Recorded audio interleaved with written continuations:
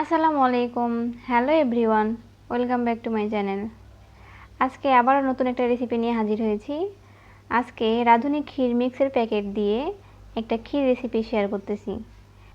আর রাঁধুনি ক্ষীর মিক্সের স্বাদ যে এত বেশি, এটা না খেলে বুঝতে পারবেন না। এটা স্বাদ কিন্তু অসাধারণ। তো চলুন রেসিপিটা দেখে নিই। তো প্রথমে আমি একটা রাঁধুনি ক্ষীর মিক্সের প্যাকেট নিয়ে নিয়েছি। এটা 150 গ্রামের একটা প্যাকেট। আর রাঁধুনি ক্ষীর মিক্সের উপাদান হিসেবে এখানে আছে সুগন্ধি চাল, কিশমিশ, চিনি, লবণ, সুগন্ধি কেওড়া, এলাচ। মোট কথা এখানে ভিন্ন করে আর কোনো কিছুই যোগ করতে হবে না। শুধুমাত্র এখানে প্রয়োজন তরল দুধ এবং গুঁড়ো দুধ। তো আমি প্যাকেটটা প্রথমে খুলে নিচ্ছি, দেখতেই পাচ্ছেন। আর প্যাকেটটা খোলা মাত্র একটা সুন্দর ঘ্রাণ আসে। প্রথমে আমি ভাবছিলাম ঘ্রাণটা এত বেশি হয়তো বা খেতে খুব একটা ভালো লাগবে না এত বেশি ঘ্রাণ হলে, কিন্তু রান্না করার পর এটা বুঝে গেছি যে সিরিয়াসলি এটা এত টেস্টি। যারা খেয়েছেন তারা তো জানেন, আর যারা খাননি তারা অবশ্যই বানিয়ে খাবেন, অনুরোধ রইল। তো প্রথমে আমি এখানে লিকুইড মিল্ক নিয়ে নিয়েছি 1 লিটার।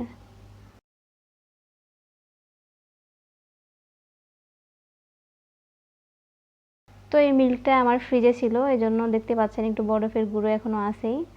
তো এই মিল্কটা সেঁকে নিলাম, আর এবার চুলাটা জ্বালিয়ে দিলাম। আর এখানে দিয়ে দিচ্ছি 2 চামচ গুঁড়ো দুধ। এখানে লেখা ছিল 1 চামচ গুঁড়ো দুধ দিতে হবে, কিন্তু আমি এখানে 2 চামচ দিয়েছি, যেহেতু এটাকে পায়েসও বলা যায়, ক্ষীরও বলা যায়। এটাতে মিল্কের পরিমাণটা যত বেশি হবে টেস্টটা কিন্তু ততটা ভালো আসবে।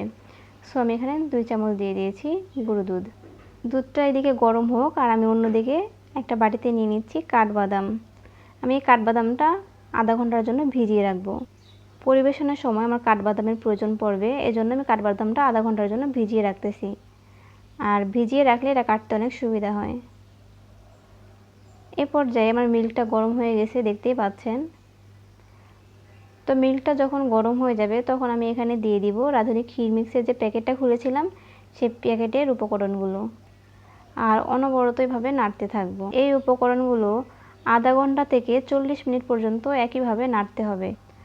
আর চুলা অবশ্যই মিডিয়াম টু লো হিটে থাকবে।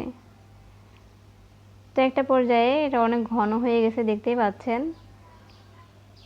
তো এখন আমি চুলাটা নিভিয়ে দিব আর এটা নামিয়ে রাখবো। আমার রান্না কিন্তু কমপ্লিট হয়ে গেছে। ঠান্ডা হওয়ার পরে পরিবেশন করব। এ পর্যায়ে আমি বাদামের থেকে খোসাগুলো ছাড়িয়ে নিচ্ছি। এবার বাদামগুলো আমি কেটে নিব।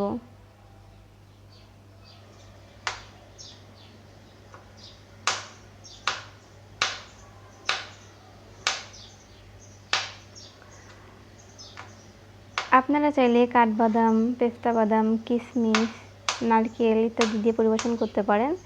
এতে হয়তো বা টেস্টটা আরও বেশি লাগবে। তো আমি এখানে শুধু কাঠবাদাম এবং কিশমিশ দিয়ে দিব। আমার কাঠবাদাম কাটা শেষ হয়ে গেছে, এবার আমি পরিবেশন করব।